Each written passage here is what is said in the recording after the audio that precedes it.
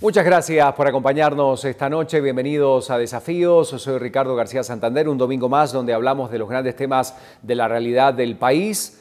Hoy vamos a hablar de la reforma a la ley electoral y de partidos políticos, todo lo que esto ha traído justamente como reacciones y repercusiones. Y está con nosotros, y me da mucho gusto recibir en este primer bloque a Omar Barrios, director del Centro de Estudios de Derecho, que nos está acompañando esta noche. ¿Cómo le va? Aquí, buenas noches. Gracias por acompañarnos. Y bueno, ya el dictamen de la Corte de Constitucionalidad deja muchas lecturas. Su opinión como hombre de leyes justamente sobre lo que resuelve la ACC. Claro, es un dictamen bastante extenso. Recordemos que es una iniciativa de ley de 85 artículos.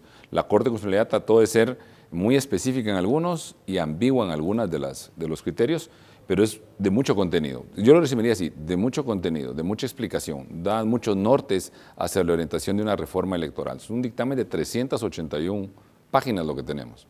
¿Se puede regular o no la reelección de diputados y el tema de saber cómo escogerlos? Porque realmente esto es lo que más ha generado reacciones en la gente y dentro del mismo Congreso, ¿no? Correcto, Ricardo. Definitivamente, de todas las reformas, creo que era del top 10, de las 85 reformas, las que más interesaba a la población.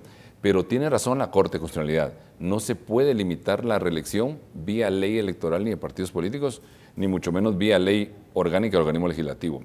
La Constitución, en el artículo 157, cuando se hace la reforma del año 93, consulta popular año 94, se permitió la reelección. Y como está en un artículo constitucional, no podría ir una ley electoral a contradecir esa norma. Entonces, para poder limitar la reelección de diputados, tendríamos que hacer una reforma al artículo constitucional. En relación al transfugismo, que es otro tema también absolutamente tratado, exigido por distintos sectores sociales, ¿qué pasa con esto que avala la Corte?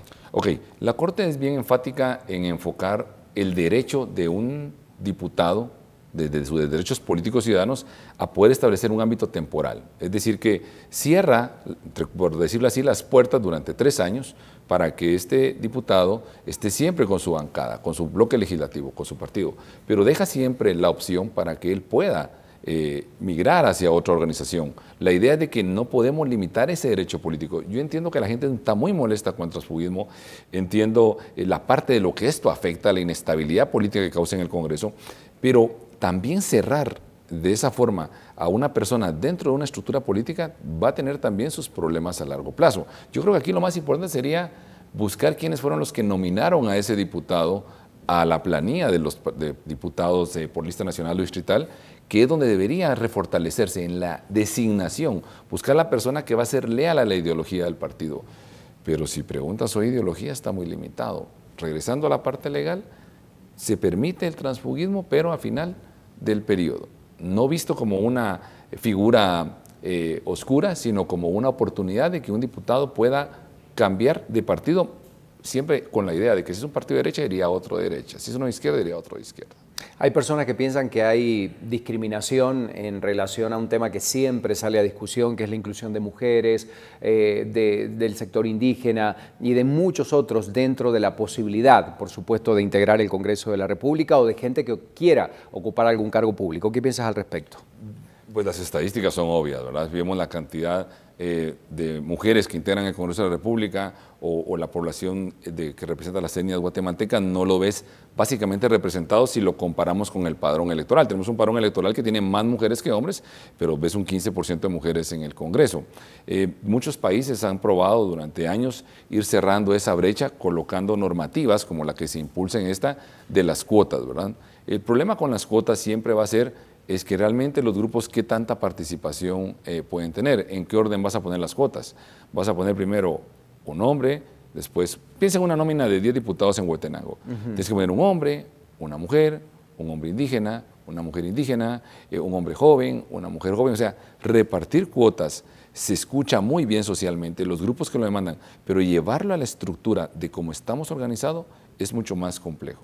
El tema del voto en el extranjero, otro punto importante, un reclamo de muchísimos años de distintos sectores, por supuesto, dentro del país y sobre todo fuera del país, estas organizaciones de todos aquellos que exigen votar y elegir a sus gobernantes.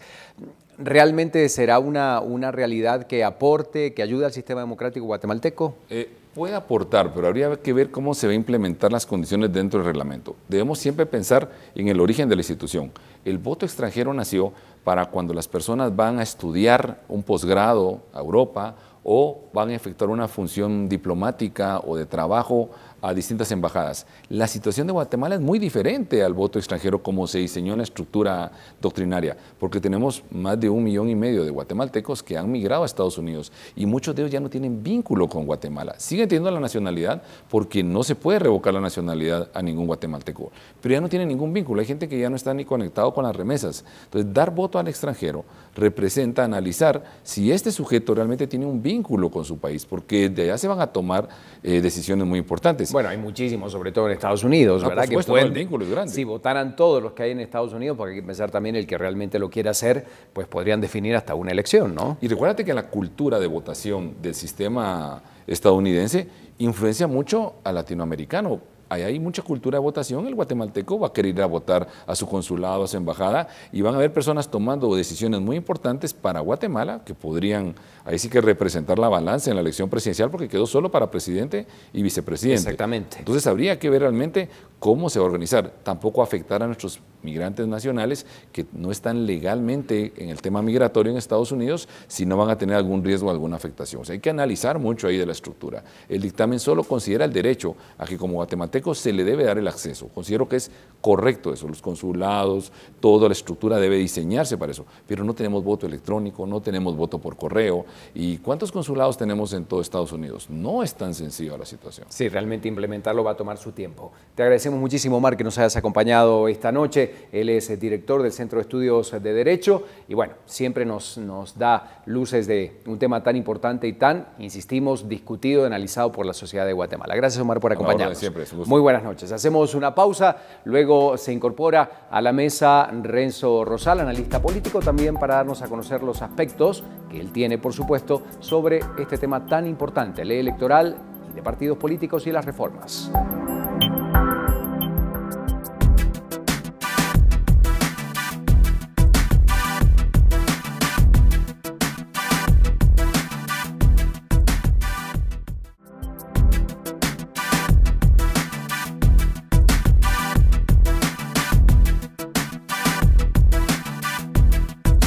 De desafíos, estamos hablando de la propuesta de reforma a la ley electoral y de partidos políticos, con todo lo que esto lleva y sobre todo saber si refleja o no lo que distintas organizaciones sociales, sobre todo desde el año 2015, con las elecciones pasadas, han propuesto y exigen para que sea aprobada y se integre justamente a esta reforma. Está con nosotros Renzo Rosal, reconocido analista político del país. Renzo, buenas noches. Buenas noches, un gusto. Bienvenido, muchas gracias por acompañarnos. De aprobarse como está, como llega de la Corte de Constitucionalidad al Congreso de la República, ¿qué va a aportar esta reforma al sistema político del país? Hay una mejora sustantiva en la administración del sistema de partidos políticos. Creo que es parte de los elementos de orden histórico, pero que también en el año 2015, el año recién pasado, fue plenamente demandado por la ciudadanía. Entonces creo que hay como 3 elementos que son fundamentales para esa reforma. Uno es que contribuye al fortalecimiento del sistema de partidos políticos, es decir, que permita una mayor democratización, pasar del tipo de partidos que hoy tenemos a verdaderas organizaciones políticas. En ese sentido, creo que la propuesta, el dictamen de la Corte de Constitucionalidad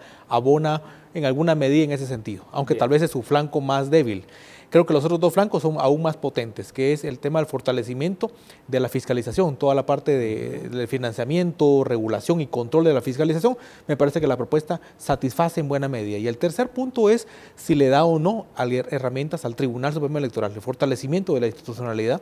Yo creo que en ese sentido eleva las sanciones, eleva también el tipo de requisitos que deben de cumplir los partidos políticos para ser tales y algunos otros elementos importantes en esa parte de fortalecimiento institucional. Entonces uno puede ver en esas 3 patas, digamos, de la mesa. Creo que aún y una de ellas es un poco débil, la primera, el tema de los partidos políticos. Los otros 2 creo que satisfacen en buena medida. ¿Qué le hace falta a las reformas? Porque estamos hablando, por supuesto, todavía de ser discutida, analizada, puede modificarse en el seno del Congreso de la República, porque había muchos sectores que estaban exigiendo varias cosas en relación a la reforma. ¿Crees que está completa o habrían algunos elementos realmente vitales que debería incluir? Hay que entender que las reformas a la ley electoral es un tema de orden gradual. Y yo sé que a la ciudadanía en general esa palabra de gradual a veces no le agrada, pero hay que verlo, hay temas que no fueron incluidos y que son temas que pueden tener una validez para un debate pendiente. Me refiero al tema de la lista uninominal. Ese tipo de planteamientos no va en la reforma. El tema del transfugismo que ha hecho mención, que requiere una reforma constitucional. Hay que continuar ese debate, pero en un tema de orden, como digo, constitucional. Creo que el tema de la democratización de los partidos políticos, creo que es la otra parte pendiente. Así que creo que es una reforma que no tiene una nota sobresaliente, un dictamen que no tiene una nota sobresaliente, pero que en buena medida sí contribuye a dar pasos significativos, cualitativamente distintos a lo que hoy tenemos en el país. Hay mucho temor de que los diputados la puedan acomodar a su gusto, en función de que aquellos artículos o aquellas cosas que no los favorezcan directamente, pues no lo van a aprobar. Y esto va a ser como una vez más una evidencia muy grande de realmente la manera de operar de algunos, no digo todos, pero de algunos diputados dentro del Congreso de la República. ¿Será esta vez lo mismo cuando hay cosas tan puntuales y donde se puede corroborar qué afecta directamente o no a un congresista? Hoy por hoy, para mí, esa es la parte más decisiva y la parte que le tengo mayor temor. Es decir, hay que entender que el dictamen de la Corte de Constitucionalidad no puede ser, si se le mete mucho mano a los contenidos, va a requerir regresar otra vez a la Corte de Constitucionalidad. Recordemos que en esta ocasión es el segundo ping-pong que se lleva a cabo y podrían haber terceros y cuartos y demás. O sea, dilatarla y que no saliera este año. Entre en un proceso de inanición, como ha pasado durante muchas legislaciones, durante muchos años. Recordemos que las reformas que están planteando, las últimas que fueron positivas, que finalmente se llevaron a implementar, fueron del año 2003, 2004. Estamos hablando de 12, 13 años que no se ha tocado realmente a la ley electoral. Por lo tanto, hoy por hoy podemos encontrar el principal desafío es hacer entender a los diputados en el Congreso que si bien esta ley puede no satisfacer plenamente, sí creo que es importante que se apruebe en definitiva y que el tribunal le implemente con suficiente tiempo a las elecciones del 2019. De lo contrario, si se le mete mano, si se le quiere quitar temas, la pueden hacer muy light, y si se le quieren incorporar temas, lo que van a hacer es inviabilizarla, dejarla permanentemente para que no se apruebe, y eso creo que sería muy desalentador para la ciudadanía y también sería una nota negativa para un Congreso que el primer mes de la legislatura ha dado algún tipo de muestras importantes de querer ir en pasos positivos. Bueno, ahí hablamos justamente de la reacción ciudadana, porque en ocasiones anteriores creo que el pueblo desconocía esta capacidad de poder manifestar, de exigir, y en las pasadas elecciones lo vimos claramente, ¿verdad? De cómo se dio todo el proceso, sobre todo en el Congreso de la República, con una acción concreta del poder ciudadano. En este pimponeo, ¿reaccionará la gente realmente? ¿Estará tan familiarizada al no ser un año electoral justamente para exigir a los congresistas que den paso y que den vía libre a estas reformas? Debería de suceder, porque recordemos que muy tempranamente, a principios del mes de mayo del año recién pasado, se planteó en la plaza abiertamente el tema de reforma a la ley electoral. Ya no se hablaba solo de destitución de los mandatarios de aquel momento, sino una reforma inmediata. Y por lo tanto, entonces, si lo que hoy está ocurriendo, la propuesta que presentó meses después el Tribunal Supremo Electoral, que es la base de lo que hoy estamos discutiendo, viene producto de la plaza, digamos, la ciudadanía activa en el área rural, en el área urbana, tendría que movilizar